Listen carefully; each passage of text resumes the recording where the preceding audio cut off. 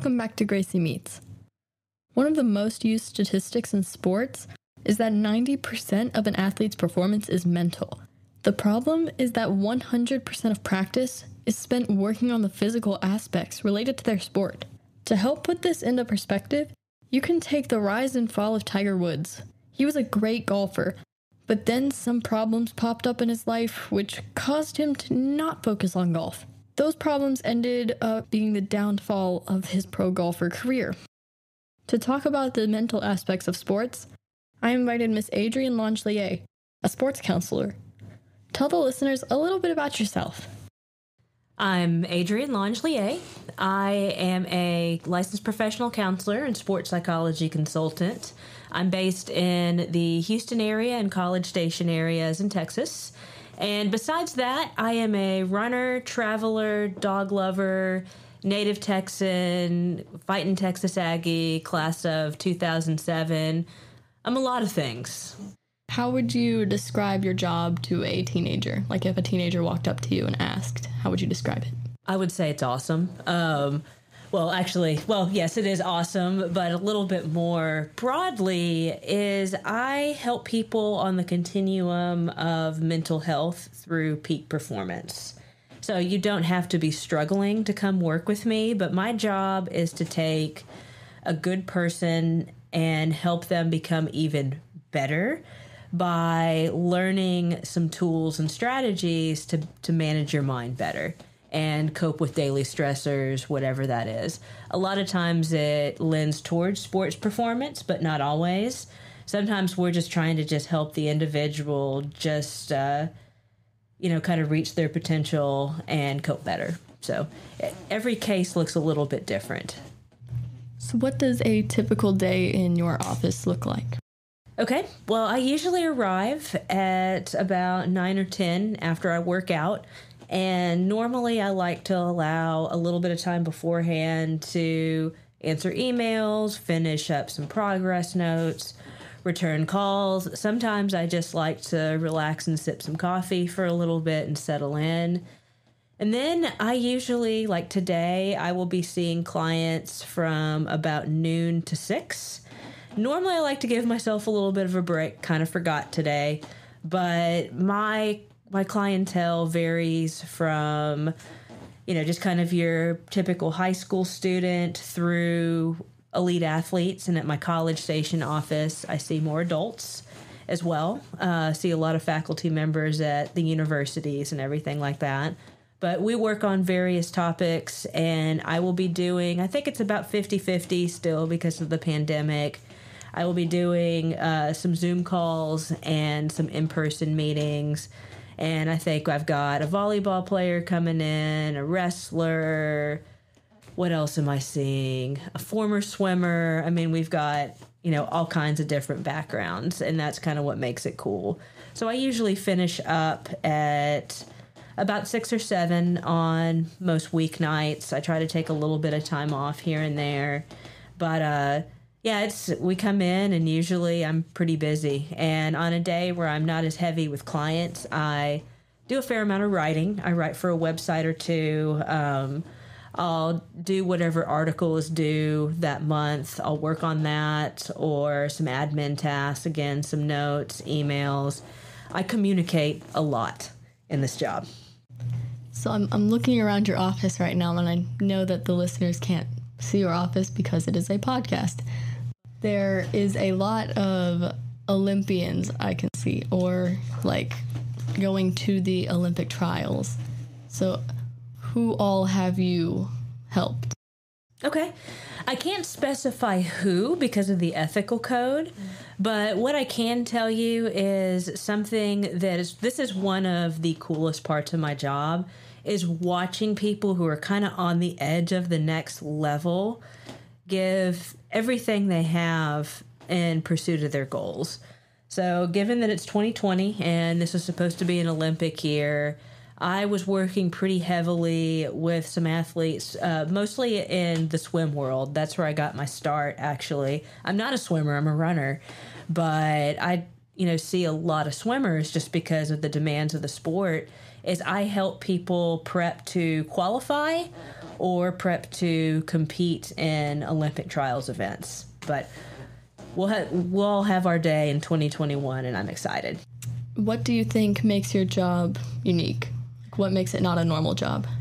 What makes it not oh gosh, almost everything. Well, I'm in private practice, and right now I don't have a staff. It's just me.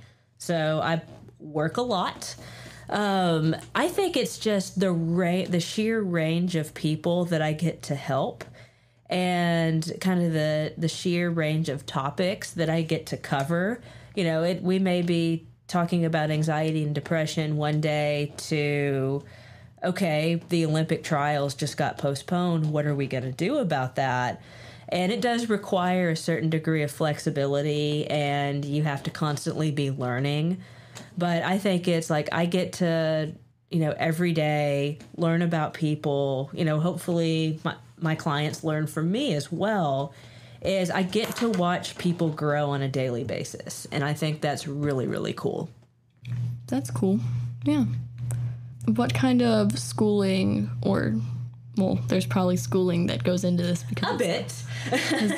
It's like a medical job. Yeah, somewhere, on my cluttered wall, we've got a couple pieces of paper that I had to go get. So what kind of schooling was it? Okay, I have a Bachelor of Science in Psychology. Obviously, a bachelor's degree in some sort of psychological or social sciences will set you up really well. I think kinesiology or exercise science majors can also be a fit for a position like this, especially with, working with people of athletic backgrounds. But you need to learn counseling skills. So I have a master's degree in clinical psychology, and I think that has given me a lot of flexibility because a lot of times when we see issues with performance, it's manifesting in the performance of the athlete, but they may be struggling with something personal, psychological, and we have to address that first before we can even touch, okay, what's happening on the field, the pool, the court, whatever it is with that respective sport. So I have a master's degree, and I also completed some coursework additionally to that master's degree to become a licensed professional counselor in the state of Texas. So it's about I think I was in school about 2.5, 3 years total, post-bachelor's, and I was able to sit for my licensing exam. Oh, so scary. That was such a nerve-wracking situation because I was just like, okay, this test determines if I work or not. So kind of had to apply some of the mental skills that I teach people in that situation. But sit for that, and it is a 1,500-hour internship under a experienced professional. They're called licensed professional counselor supervisors. I had a really great one, and you're still working, but you're learning under a supervisor for the 1,500 hours. Takes about 1.5 to 2 years. Then you're able to apply for full licensure. So it was, a journey roughly of, counting college. I mean, we're looking at 7-8 years, but I think it needs to be because we're working with humans of all kinds of backgrounds and experiences, and we got to really sharpen those skills and also become aware of ourselves too, so that we can best serve those that come in. That's a very long process. It is, but believe it or not, it didn't seem to go by that slowly because you're constantly, you just have to focus on what portion of the journey that you're on. And because, during the internship, you're practicing. It's just you kind of have this nice little safety net of a supervisor, and you're kind of working under their license and not yours. So for me, that was kind of scary. I'm like, oh, God, I better not mess up. But, yeah, it's long, but I can't say I'd change anything. Well, is there any advice that you wish you had whenever you were starting this career? Ooh, that's a good question. I think probably it's just because I remember when I was younger, what I wanted to do from day one when they put that piece of paper in my hand was I want to work in private practice. And I wish somebody would have told me that, okay, when you start out, your career is not going to look like your vision necessarily. But that doesn't mean that you're not going to be able to do the work that you want to do eventually. There's just different steps, and it's kind of a process to where you get to a point where you're experienced and you have a client base and all that kind of stuff. Because that was kind of scary when I was younger. I was like, I wanted to work with athletes, and why am I doing this? But I was able to sharpen my counseling skills and learn more about the clinical piece. So when I was fully ready, I could marry the two and take my experience as an athlete and also, be able to work with the whole person. Yeah, I think that's good for teenagers to know because it takes time to get to where you want to be. Yeah, and I think don't give up is the biggest thing. Is anything valuable career-wise you don't want straight out of school. Is, something you want to make sure that it's meaningful and everything like that, and you're really passionate about it. If you are passionate about what it is that you want to do, then the work involved really is not going to be a very big deal, and it's going to take care of itself. What is your greatest achievement in this profession? Oh, wow. Greatest achievement. I was looking at that when you sent me the notes, and I was just like, I don't know. Okay. I think, watching athletes I consulted with in 2016 for the Rio Olympics, watching them just through my computer screen, watching them compete was really, really cool. And seeing, everything we talked about for the year prior or whatever, kind of come to fruition for them. And I'm not going to lie, I was feeling nervous for them and everything watching it. So I think that's been, probably one of the more rewarding things I've been a part of. And I think another achievement is just getting, just being able to kind of work a little bit more on the national stage. I write articles for a website called Believe in the Run on the psychology of running.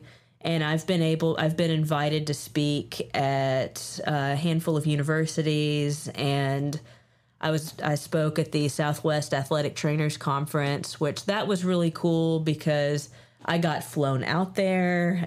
So having an all expense paid trip to go speak it's a neat experience. So I recommend it to anybody who wants to specialize in a profession. So that's a lot of different achievements, but that's the best I could answer that question. Yeah, all achievements, they're pretty big, so. Hey, I get to show up here and do what I like to do every day, so that in itself is an achievement. And celebrate the little things. Oh, absolutely. Well, thank you for letting me interview you. It was really fun. You're so welcome. Thank you for having me. Miss Adrienne gave some great advice that teenagers nowadays really need to hear. It takes time to get to where you want to be, but it also takes hard work. In high-level athletics, competitors are always looking for the upper hand. Knowing a competitor isn't 100% mentally in the game could be a game changer. No normal person could be trusted with such critical information while trying to get an athlete refocused. But then again, show me a normal teenager. Thanks for listening.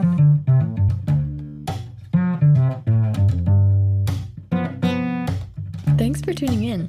If you like Gracie Meets, subscribe so you can listen every time a new episode is dropped. And follow Gracie Meets on Instagram at gracie.meets. Tune in next Saturday for a creative interview with an artist.